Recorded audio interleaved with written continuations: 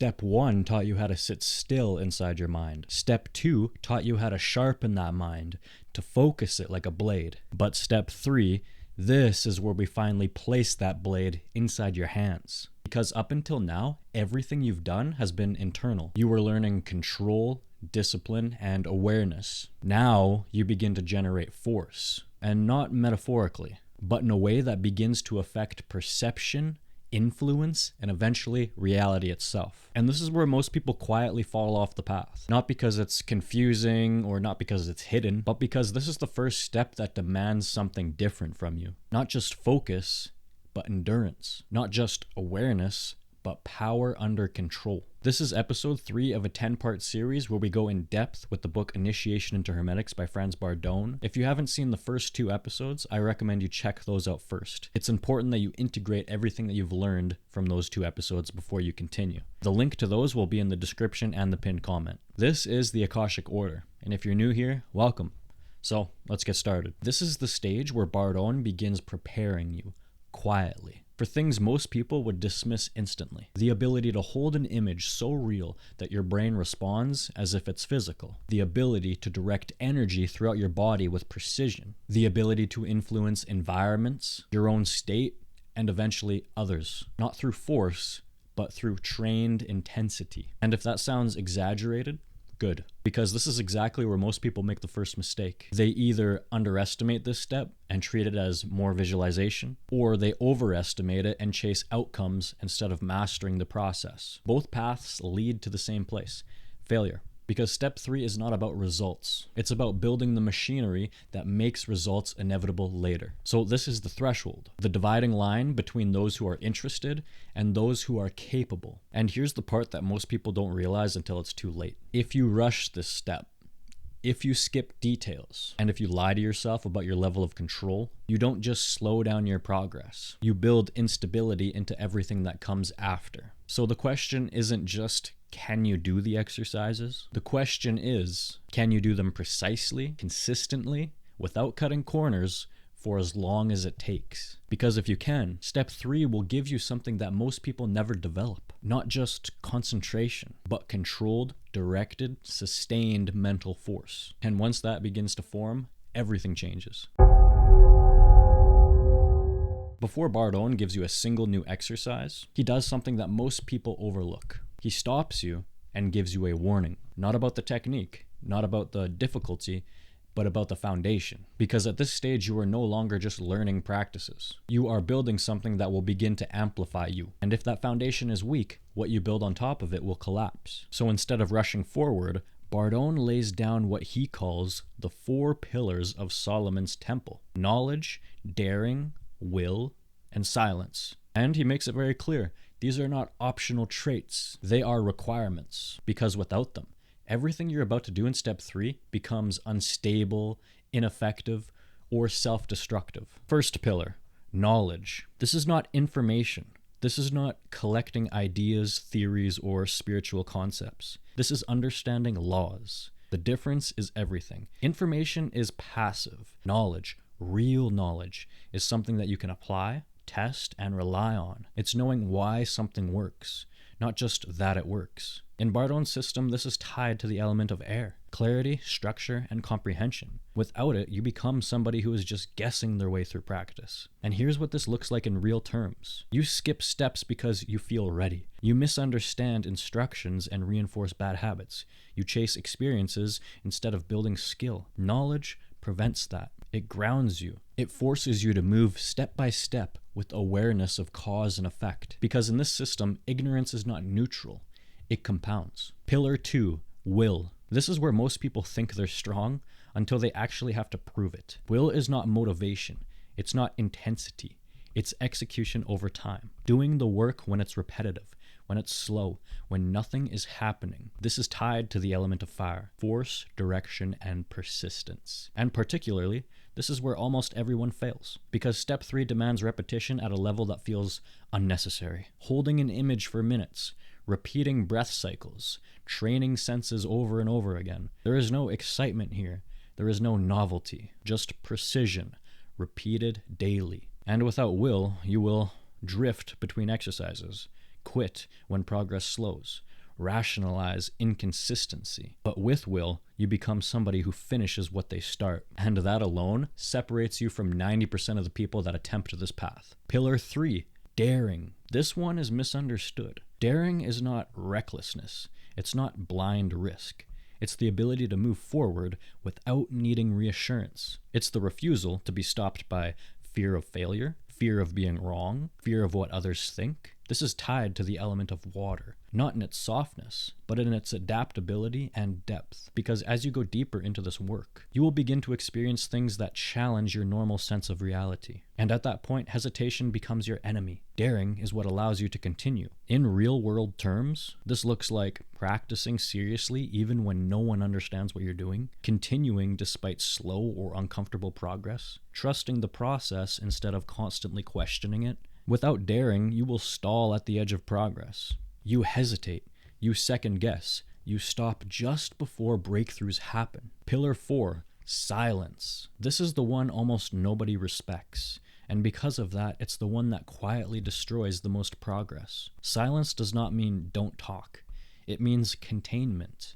Containment of your progress, your experiences, and your abilities. This is tied to the element of earth. Stability, structure, and grounding. Because the moment you start talking about what you're doing, you dissipate it. You turn something internal and concentrated into something external and diluted. You invite opinions, you invite doubt, you invite distraction. And even worse, you create a false sense of achievement. Talking replaces doing. Expression replaces development. And this is why Bardon is so strict about it. The real practitioner does not announce their progress.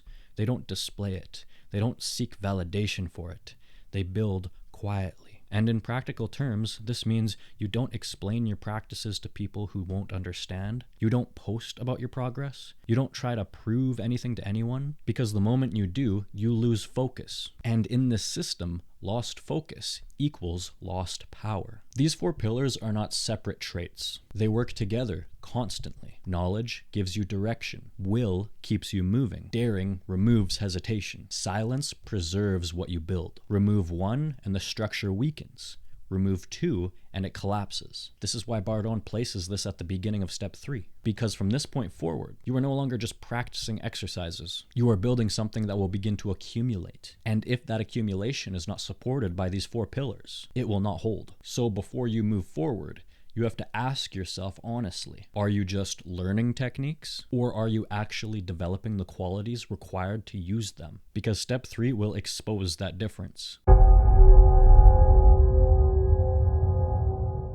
Now we enter the first training section of step 3, mental training. And this is where the shift becomes undeniable, because up until now you have been training single streams of attention, training one sense, one object, one focus. Now you begin to combine them. What Bardon is asking you to do here is simple in theory, but extremely difficult in practice. You are no longer allowed to imagine something partially.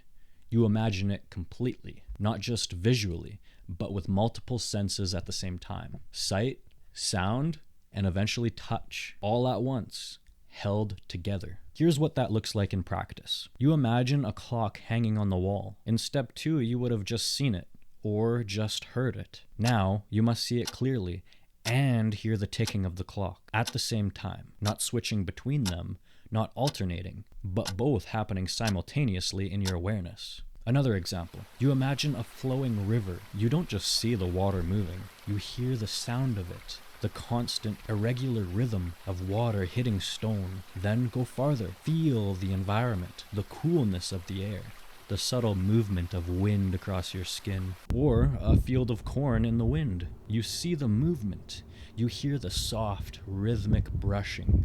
You begin to feel the presence of space around you. This is the rule. You don't just see the clock, you hear it. You don't just imagine the forest, you feel the wind moving through it. Because the moment you add multiple senses, something changes. The image becomes more stable, more immersive, more real. So how do you know that you're doing it correctly? It's simple. You are no longer thinking about the object. You are experiencing it. There is a difference. If it still feels like effortful thinking, you are not there yet. If it begins to feel like a contained experience, you are moving in the right direction. Now, this is where most people fail. They can hold one sense, but the moment they add another, one of them weakens or disappears completely. That is the test. Your job is to hold all of the senses without any degradation. Here's the progression. Start simple, 2 senses, then stabilize, then slowly introduce a third. But never rush, because this is not about adding complexity. It is about maintaining clarity under complexity. Now comes the standard that defines this entire step. The number you will hear again and again. 5 minutes. Not 10 seconds, not a good attempt. 5 minutes of uninterrupted, stable, multi-sensory concentration. And at first, you will probably fail. You will hold it for a few seconds, maybe 5 seconds, maybe 10 or 20 seconds, before finally one of the senses breaks. And that's normal. The goal is 5 minutes without collapse. And without collapse means the images stay clear, the senses remain active, and your attention does not drift. This is your benchmark. Not how vivid it is, but how stable it is over time. Okay, so now something important. This is not brute force work. This is precision work. So if you feel your mind becoming tired, stop. Because once fatigue sets in, you are no longer training correctly. You are reinforcing bad patterns. You get blurry images, fragmented focus, and drifting attention. Bardon is very clear on this. Short, high-quality sessions are more valuable than doing long, degraded sessions. And timing also matters. If you do this in the morning, before you interact with the world, this is the most ideal time. The mind is quieter, clearer, and more stable. And one more thing, do not sleep. I know this sounds obvious, but this happens often. If your concentration becomes too passive, you slip into dreaming, and that is not the goal. You must remain awake, alert, and in control. Now comes one of the most important transitions in step 3. You open your eyes and maintain the image. This is where everything changes, because now you are no longer working in isolation. You are working against reality itself. Your physical surroundings are visible, constantly trying to pull your attention back, and your task is to ignore them completely. Instead, you project the imagined scene, as if it is floating right in front of you, like a mirage,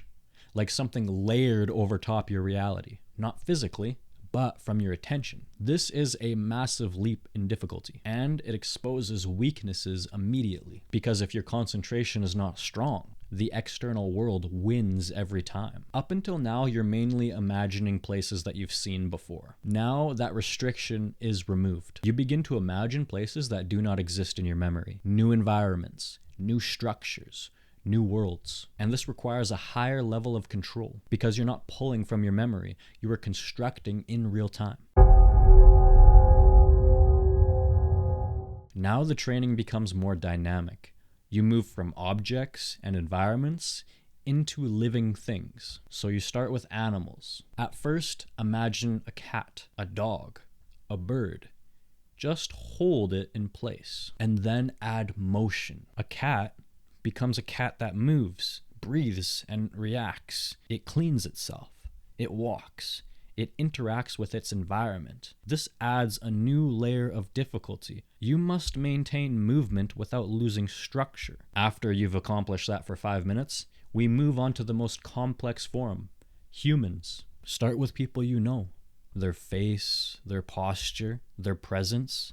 Then expand, strangers, different appearances, different ages, different races, and then add voice. Now imagine someone speaking and hear their exact tone. Not a generic voice, but their voice, their rhythm, their speed, their mannerisms. Go ahead and imagine me in your mind if you want, if that helps you do this exercise. This is one of the highest levels of this training because it requires total sensory integration. At the end of all of this, the requirement is clear. You must be able to imagine anything with multiple senses, eyes open or closed, for at least 5 minutes without losing clarity. At this point, your imagination is no longer imagination. It's a controlled projection, something stable, something repeatable, something under your command. And this is not just esoteric theory. There is a reason this works. Your brain does not fully distinguish between a vividly imagined experience and a real one. When you imagine something with enough clarity, the same neural pathways activate. The visual cortex, the auditory centers, even sensory regions tied to touch. This is why athletes use visualization to improve performance. Memory champions build entire mental environments. Elite performers rehearse mentally before execution, because mental stimulation strengthens real pathways. Your brain does not fully distinguish between vivid imagination and reality, which is why this becomes powerful. What Bardon is doing here is taking that principle and pushing it to its absolute limit until imagination becomes so stable, so controlled, that it stops becoming imagination and starts becoming a tool. Okay, so this is the part of training where it stops being purely mental and begins to affect your internal state directly. This is elemental breathing. But before we begin the exercises, there is a warning. If your elemental balance from step 2 is not stable, this step will not fix it.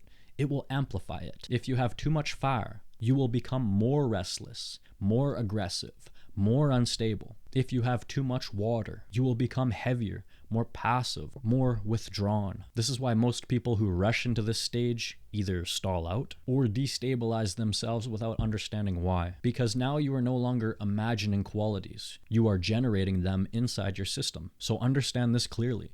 Step 2 built balance. Step 3 tests it. We begin with fire. Fire is heat, expansion, energy, and intensity. You begin by imagining a sphere of fire, not a vague idea, but a controlled, radiant ball of heat. You place it inside your body, typically in the solar plexus region. Then you begin to breathe, slow, controlled, and with each inhale, you draw more fire into the sphere. This is where Bardon introduces something deeper. Pore breathing, not just breathing through your lungs, but imagining that your entire body is drawing in fire through the pores of your skin, absorbing it, feeding it into the sphere. You start small, around 7 breaths, then gradually increase over time to 20, 25, even 30 breaths. And as you do this, something shifts. The heat becomes noticeable, then stronger, then undeniable. You are no longer imagining warmth. You are becoming heat. Your body begins to respond. You feel it in your core, then spreading, radiating outwards. This is where the training becomes real. Now comes the part most people ignore. This is one of the most important rules of this entire step. You must remove the elements completely after the practice, not reduce it or not let it fade. You remove it completely. And you do this by reversing the process. Exhaling the fire, dissolving the sphere, letting the heat leave your body entirely. If you don't remove it, it stays in your system. And if it stays, it continues to affect you, your moods, your thoughts, and your behaviors. This is where imbalance begins, not during the exercise, but after it. So the rule is absolute. Never leave an element active in your system. Now understand, this is not abstract. There are real-world parallels to this kind of training. One of the most well-known is Tumo, if I said that correctly. This is basically inner fire meditation. It's a Tibetan practice where practitioners generate intense internal heat through breath and visualization. And this has been measured scientifically. Body temperature rises, extremities warm, and in some cases, practitioners can sit in freezing conditions and remain unaffected. What Bardon is teaching here follows the same principle. Directed mental force plus controlled breathing equals measurable physiological change. Now we move on to air. Air is lightness, expansion, movement, and subtlety. You begin the same way, with a sphere, but this time it is not hot. It is light, almost weightless. You breathe it in through lungs and pores, feeding the sphere. And as it grows, your body begins to feel different, feels lighter, less dense, less anchored. Your body becomes so light, it almost disappears. There is a sense of expansion, as if your physical boundaries are loosening. This is not imagination, it is a shift in perception caused by sustained internal conditioning. Now we move to water.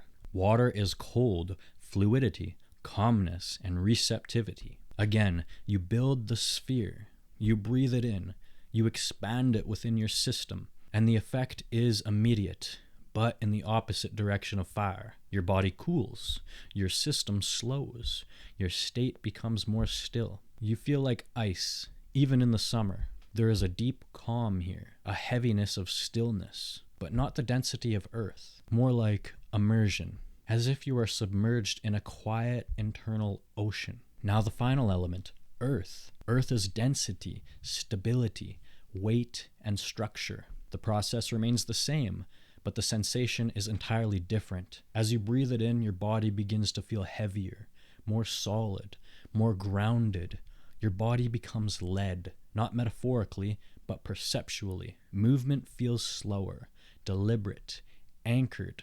This is the most stabilizing of all elements, but also the easiest to overdo. Too much and you become sluggish, mentally and physically, which is why, again, removal is critical. Now step back and understand what this actually is. This is not about chasing sensations, not about heat, cold, or heaviness. It's not about phenomena. It is about control, the ability to generate a state, increase it, decrease it, and remove it completely, at will. Because these elements are not just physical sensations. They are tied to emotion, thought patterns, and behavior. When you control the element, you can control the state. And this becomes the foundation for everything that follows. Because without this, everything beyond this step is unstable. But with it, you are no longer reacting to your internal state.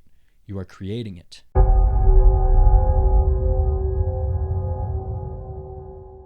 Now we enter the third and final domain of step 3. This is where everything that you've built, mental control and elemental generation, becomes directed through the body itself. Up until now, you've been working within your mind, your internal state. Now, you begin to use the body as an instrument. This is the first shift, and it's one that feels strange at the beginning, but becomes natural with repetition. You are no longer breathing only through your lungs. You are learning to breathe through specific parts of your body. At first, this sounds symbolic.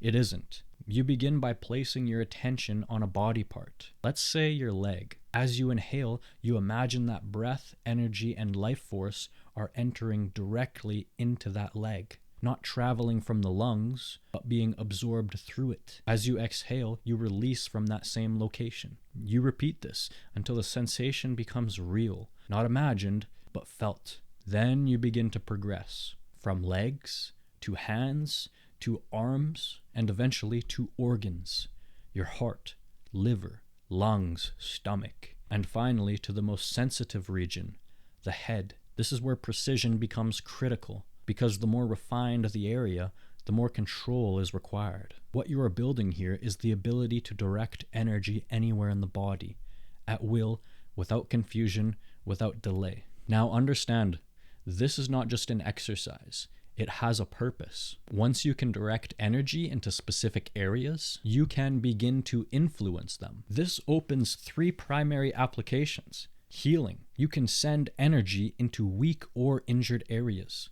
Control. You regulate tension, relaxation, and activation. Direction. You guide internal states to where they are needed. Instead of your body operating automatically, you begin to participate in its function. You are no longer passive. You are involved.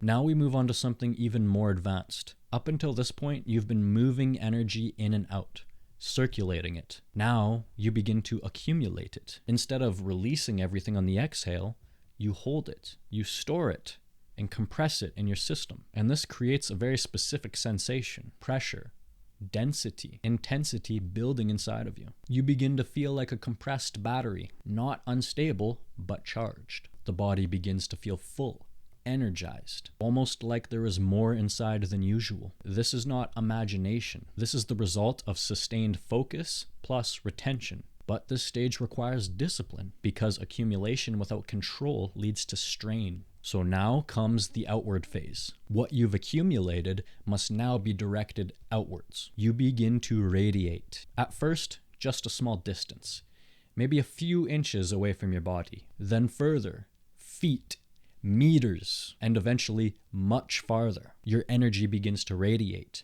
like heat from a furnace. You are no longer containing it.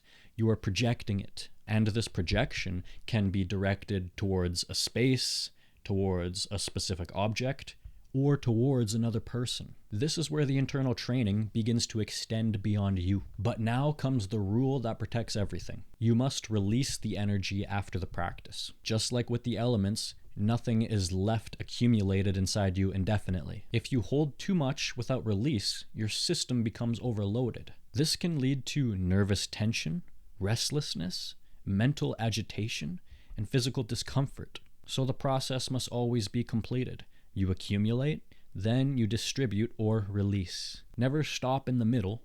Never walk away while still charged, because this is not casual work. You are dealing with your nervous system, your internal regulation, your energetic stability. And the rule is simple. Control includes ending the process properly. So understand what this final section truly represents. The mental gave you control over imagery and focus. The astral gives you control over internal states and qualities, and the physical gives you control over distribution and direction. And when these three combine, you are no longer training isolated abilities. You are building a system that you can generate, you can hold, you can direct, and you can release at will. This is why step 3 is a threshold, because once this is stable, you are no longer practicing fragments. You are operating as a coordinated whole.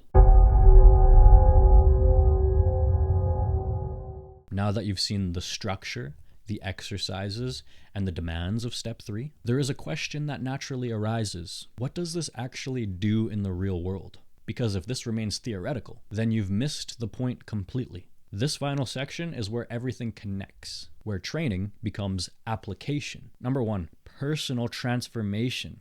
The first and most immediate effect is you, not in some abstract spiritual sense, but in direct, observable ways. Your mind becomes sharper, not just in focus, but in control.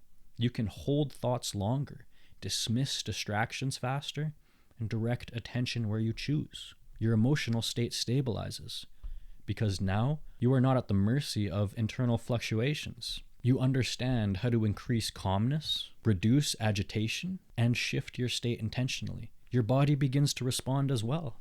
Better regulation, more awareness, more control over tension and relaxation. This is the foundation. Before influence, before projection, before anything external, you become internally ordered. And without this, everything else becomes dangerous. Number 2, space impregnation. Now we move outward. Once you can generate and direct internal states, you can begin to imprint them into space. This is what Bardon refers to as impregnating a space. You take a room, your bedroom, your workspace, your training area, and instead of it being neutral, you charge it with intention, with a specific quality, whether it's calm, focus, strength, or clarity. You enter the space, generate the state within yourself, and then radiate it outwards, filling the environment, layering it over time. And as this is repeated, something changes. The space begins to hold that quality. You turn your room into a field of influence. You walk into it, and your state shifts automatically, because the environment is no longer passive. It is programmed. Number 3, object charging. Now you refine this even further. Instead of a room, you work with objects. This is the basis of what is traditionally called talismans. You take an object, a ring, a necklace, a small item you carry, and you charge it with a specific intention or quality. Not once, but repeatedly. You direct energy into it, hold the intention, embed it, and over time the object begins to act as a carrier, a stored pattern. And you can even add another layer. Time programming. Setting the intention to activate at a certain time, under certain conditions, or for a specific duration. Now the object is no longer holding energy, it is following instruction. Number 4, biomagnetism. Now we need to understand the mechanism behind all of this, because without this, you're just going through motions. The concept is biomagnetism. Everything you generate, every state, every projection, operates under 2 laws, time and space. When you project something, it does not remain indefinitely. It decays. It weakens over time. It disperses through space. which means nothing you create is permanent unless it is reinforced. This is why repetition matters, why charged spaces must be revisited, why objects must be re-energized, because what you're working with is dynamic. Energy not maintained is energy lost. Understanding this prevents a critical mistake, believing that one strong session is enough. It isn't. Consistency builds strength. Repetition builds stability. Number 5, healing methods. Now we come to one of the most sought after applications, healing. And this is where a major distinction must be made. There are 2 ways to approach this. The first, using your own energy. You direct what you've accumulated into another person. This can work temporarily, but it comes with a cost. The amateur gives his own energy and burns out because you are depleting your own nervous system, giving away what your body needs. Over time, this can lead to exhaustion, weakness, and imbalance. The second is using universal energy. Instead of drawing from yourself, you act as a channel. You connect to a larger source. You direct that through you into the target. This changes everything because now you are not the supply, you are the conduit. And this allows for sustained work, greater output, and no personal depletion. But this requires control and discipline. Now we end with something that cannot be ignored, because the moment you begin to influence yourself, your environment, or others, you step into responsibility. This system is not neutral. What you project, what you reinforce, what you direct, returns. Call it karma. Call it cause and effect. Call it reaping what you sow. The principle remains the same. What you send out comes back, amplified by your level of development, which means the more control you gain, the more precise you become, the more impact your actions carry. So the rule is simple. Use this for alignment, for growth, for stability, for constructive purpose, not manipulation, not harm, and not ego-driven control. Because at this level, you are no longer experimenting. You are affecting systems. And if you ignore that, the system responds. So understand this clearly. Step 3 does not give you ability. It gives you responsibility. And how you use it determines what it becomes. So if you followed this all the way through, if you've not just listened, but understood what is being asked of you, then you need to recognize something. You are no longer where you were when you started. Step 1 trained your awareness. Step 2 forced you into balance. But step 3 demands integration. Not occasionally, but consistently. Because this is where the path changes. Up until now, you could rely on interest, on curiosity, on the excitement of learning something new. But that ends here. This is where effort becomes discipline without emotion, where repetition is no longer optional. It is required. Because nothing in this step comes quickly. Nothing here responds to shortcuts. You are training your mind to hold complexity without collapse, your internal state to shift without resistance, and your body to act without confusion. And that only comes through time under control. And that is why most people stop here. Not because it's impossible, but because it's uncomfortable. There is no constant reward, no immediate validation, and no external proof yet. Only the work. Repeated, refined, and stabilized. And if you cannot stay with that, you don't progress. But if you do, something begins to change. Not suddenly, not dramatically, but permanently. Your focus becomes sharper than before. Your internal state becomes something you direct, not something you react to. And your presence becomes noticeable. Not because you try to project it, but because it is structured. This is the beginning of real control. Not control over others, but control over yourself as a system. And that is the threshold. So understand this clearly. If you complete step 3 properly,